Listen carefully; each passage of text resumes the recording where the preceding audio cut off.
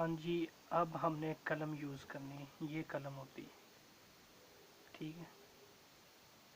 اور یہ اندر کی چیز ہے قلم کی، یہ دیکھیں دھیان سے، اور ہم نے یہ ایسے یوز کرنی ہے، یہ اندر والی چیز ایسے آئے گی، بالکل ایسے، یہ کٹ ہے اس کا اس سائڈ پر، اور یہاں سے ہم نے قلم کو پکڑنا ایسے، ایک انگلی شہادت کی اور یہ درمیان والی اس کے درمیان رکھ کر، اور یہ جو انگوٹھا ہے یہ اس قلم کے اوپر رکھنا، بالکل ایسے پکڑنی قلم، اور یہ روشنائی ہے۔ اب بنانا ہم نے الف بنانے کا طریقہ، الف بنانے کا یہ طریقہ ہے کہ قلم کو اس طریقے سے رکھنا ہے کہ اوپر سے باریک ہو اور نیچے سے باریک ہو اور درمیان میں موٹا آنا چاہیے، یہ الف بنانے کا طریقہ کار ہے۔ اور جو بھی آپ نے لکھنا آہستہ اور خوش خط لکھنا ہے، یہ نہیں کہ جلدی نہیں کرنی کہ فوراً ہی ہو جائے، آہستہ آہستہ کرنا ہے اور ایک ہی لفظ کی بار بار مشق کرنی ہے یہاں تک کہ وہ پختہ ہو جائے آپ کے پاس۔ تو میں اب آپ کو الف بنانے کا طریقہ دکھاتا ہوں، یہ تھوڑی سی قلم بڑی ہے لیکن آپ کو دکھاتا ہوں، آپ کو ایزی ہو جائے گا۔ یہاں سے کیا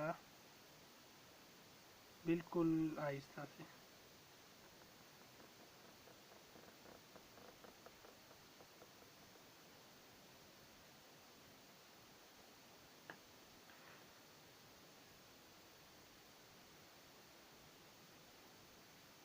یہ الف ہے جی،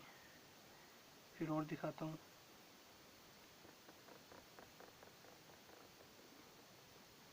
ایسے اوپر سے بالکل باریک، اوپر سے رکھ کر آرام سے آہستہ آہستہ آہستہ کر کے پھر نیچے آ کے بالکل چھوڑ دینا، پھر یہاں سے ایسے سیم ایک ہی طریقہ کار ہے الف بنانے کا، یہاں سے پھر ایسے، پھر ایسے، پھر ایسے بالکل آہستہ آہستہ، پھر یہاں پہ آ کر چھوڑ دیا، یہاں سے پھر ایسے،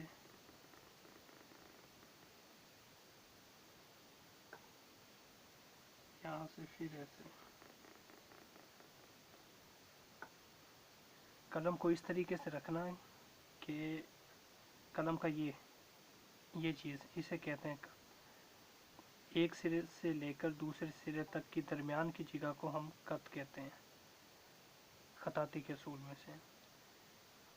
تو آپ نے 1 2 3 4 یہ قط لگا کر پھر ایک قط سے سائڈ پوز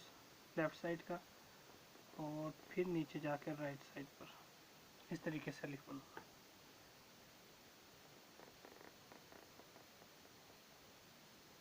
انشاءاللہ امید ہے آپ کو اچھا لگا ہوگا الف بنانے کا طریقہ، اگر پھر بھی سمجھ نہ آئے تو آپ مجھ سے پوچھ سکتے ہیں کیا طریقہ کار ہے اس کا پھر سے۔